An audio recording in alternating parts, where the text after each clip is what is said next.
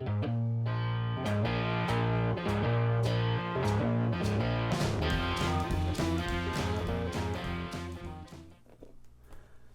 everybody, welcome back to Durbin's Bourbon. I'm Joe. And I'm Josh. We're going to be doing a whiskey review of Stitzel-Weller. It actually is Diageo, but it's Blade and Bow Bullet. But it's Blade and Bow is the label on the bottle. It takes its information from the Stitzel-Weller distillery, which actually Bullet has their warehouse, and they're using the warehouse for their barrels and everything.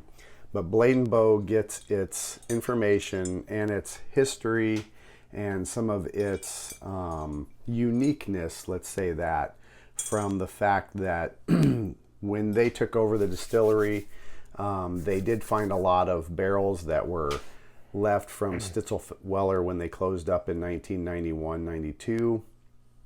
So they utilize some of those really old barrels, and they do what's called a Solera aging, and it's a process of adding barrels and co-mingling all of them together so that you get a blend and flavor of whiskey with the history and content of the years past.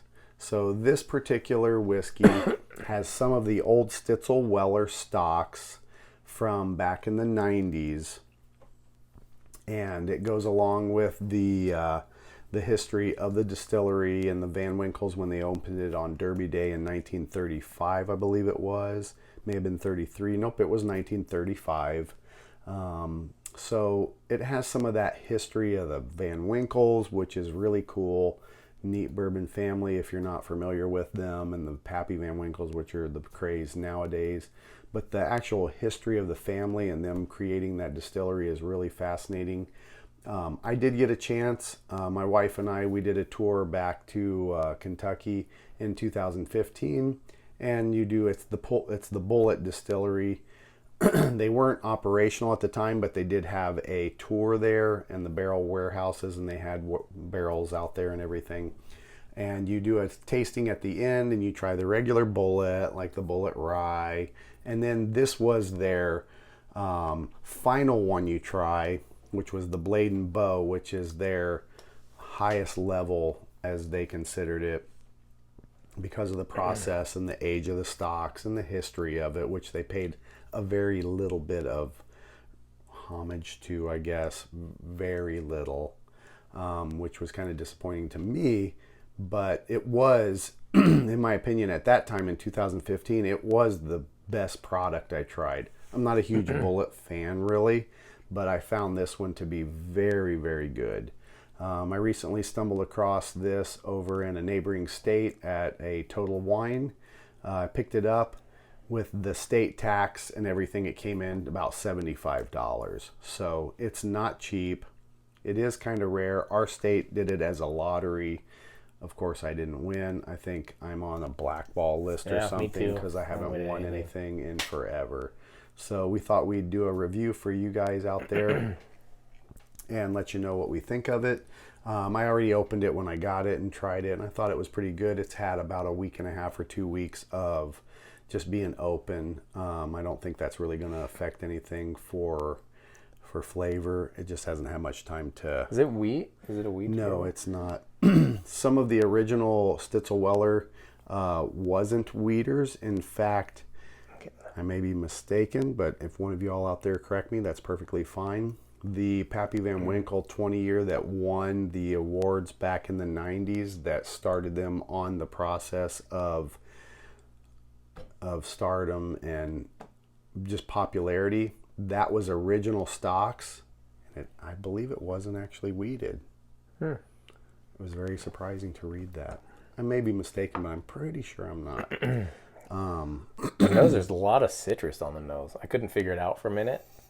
Oh yeah, You got a lot of citrus, like orange peel. Yeah, orange peel, very strong. That's why I thought maybe it was wheated, but now that I smell it, it doesn't smell as sweet as a wheated bourbon would smell.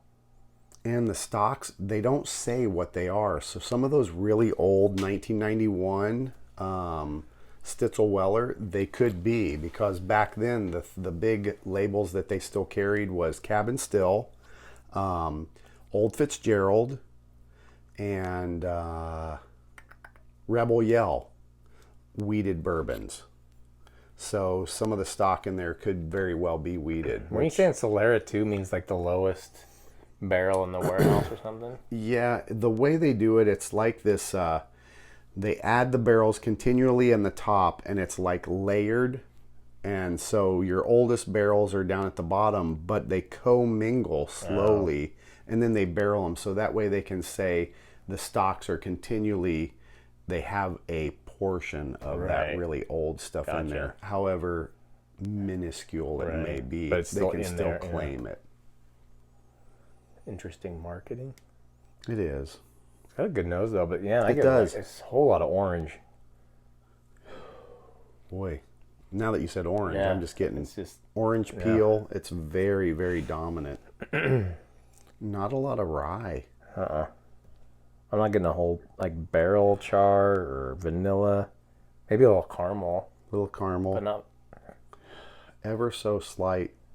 Vanilla. That citrus. I'm curious. Yeah, the citrus is very, very strong. Yeah. It's almost the dominant. Yeah, for sure. It is the dominant nose. Proof wise, I think, was it 91 proof? Yep. Oh. 91 proof. Smarty pants. So at least it's not an 80 proof. They do have on the higher end for proof. How's the legs? I don't know. I wasn't paying attention. Now that I've rolled it around a million times, not gonna be accurate. Yeah. They're pretty fast, actually. Yeah. So it probably won't linger very long. It's got a good nose. Yeah. Cheers. Cheers. Cheers, everybody.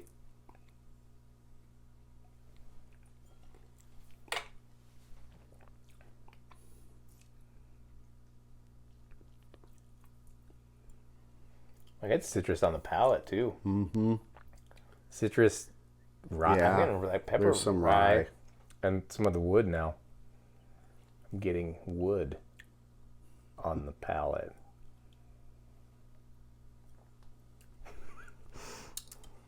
Yeah, there's rye. Char. There's some oak. There's some rye. There's some leather. Yeah. Which you would expect, because it is, some of the ages is up in the 20s that they put in this Solera method.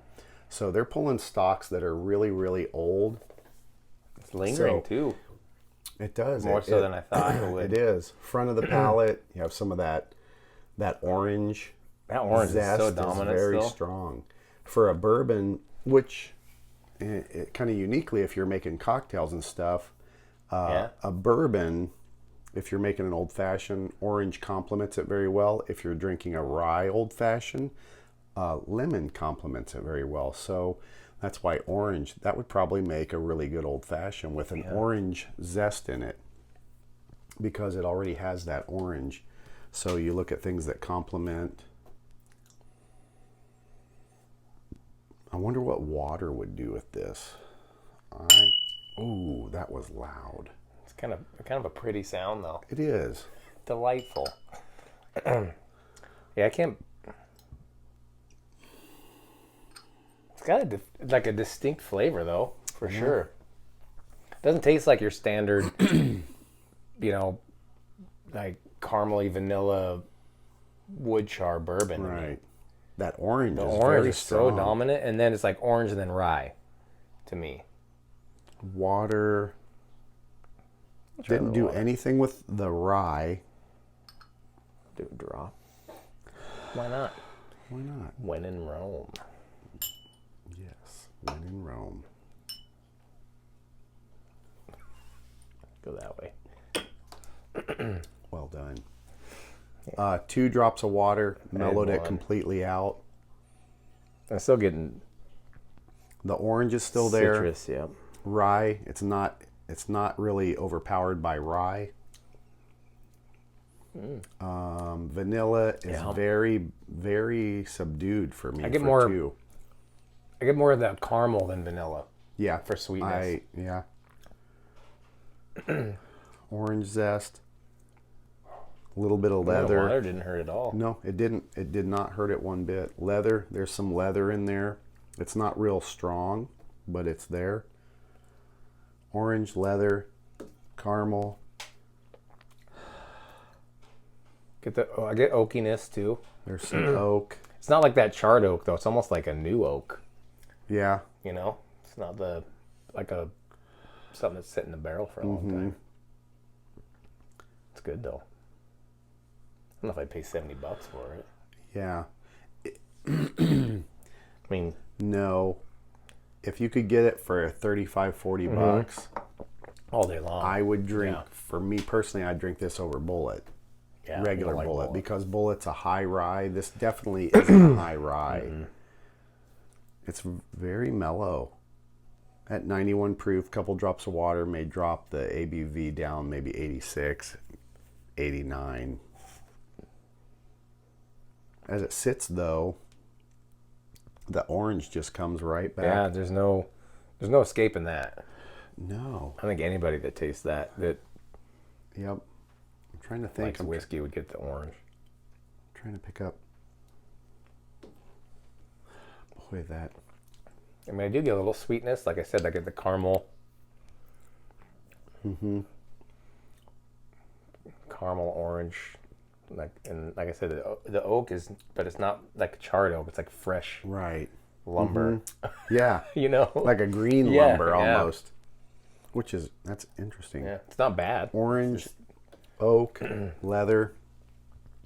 There's some vanilla, but it's There's a little kind of pepper buried. too. Some There's some pepper. rye. There There's some is. rye, There's some obviously, rye. but it's not dominant. I'd be really curious to know what the mash bill, but it's probably very hard for them to nail it down because All if the- they're taking a stock from this barrel that was Right. made in 91 and this barrel is made in 2000, whatever. And that it one was. from 91's gone through how many barrels? Right. So it's a good whiskey. If you Definitely. want it in the collection, in the history, there's a little information all the way around. The bottle's unique. The blade and bow takes itself from the design of the key, the blade and the bow of the key, and all that kind of Yeah, if cool you collect stuff. the keys, you can go to the distillery and Yes. if you have all 5 keys, Right. they give you something special. Yep. Probably a hat with one of those little propellers on it. I think. Maybe, or one of those hats that hold 2 beer cans. Oh, that'd be even better. That A helmet, would. Yeah. beer helmet. A beer helmet. The 5 keys are taken from the Van Winkle family and Pappy Van Winkle, and they had the 5 keys. It was the 5 keys of excellence. They each represented a certain technique in the distilling process, barreling, fermenting, aging, mash bill, and all of that stuff. So they have taken that history and they've brought it forward. I kind of wish they gave more credit where credit was due, but that's just me. Yeah. You're weird. Sometimes. Good product. Yeah, it's Little overpriced. I'm going to say it's overpriced. Yeah, I agree. $75 for that bottle is not worth it. But for the collection and for trying 40-ish, and 40 to 50. Oh, I can pay sure. up to 50 probably. yeah. I mean, would with taxes sure. and stuff, but it's a good whiskey. It is. It's got. I like the uniqueness of it, as far as like that orange peel flavor and Yep, definitely. different than a lot of the other bourbons that you try. Yep, and the history behind it Yep. and how it's made. It is definitely a neat product. Right. I'd put it up there price wise with your Blanton's at $59. That's $60 a bottle because it's unique. It's a single barrel though. This is not. Yeah, Blanton's is great. Blanton's is hard to beat. That's a great whiskey and getting more difficult to find. But Blade and Bow, good whiskey, neat history. Distiller, Diageo is the company that owns Bullet. Owns everything. They're massive. They're gigantic, but they do have a good product here. I think they've done well with it. So hopefully it continues. They're bound to run out of stocks eventually. So who knows how long this will actually be around. Yeah. We hope you all are enjoying the channel. Remember to like and subscribe. Share us with your friends. And we hope you're having a drink of whiskey with us. You should be. If you're not, go get you some. Pour it. Start from the beginning. Watch again. Just make sure you hit that like button. And hit the like button. And remember, as always, enjoy your whiskeys and bourbons Any way any you way like. Cheers, Cheers. y'all.